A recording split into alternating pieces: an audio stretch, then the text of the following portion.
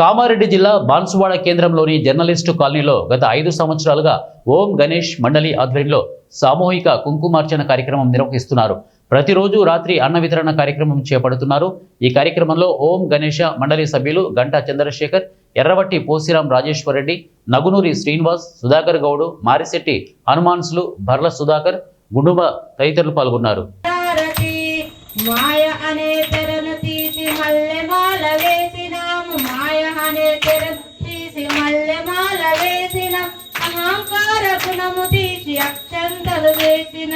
నిరాకార నిరంజన నీకు హారతి, ఓ బొజ్జ గణపయ్య మంగళారతి. మూషిక వాహన ముని జన సేవిత మోదక ప్రియుడారా, మా మొదటి పూజలే గుణవా, మా వందనములు గుణదేవా.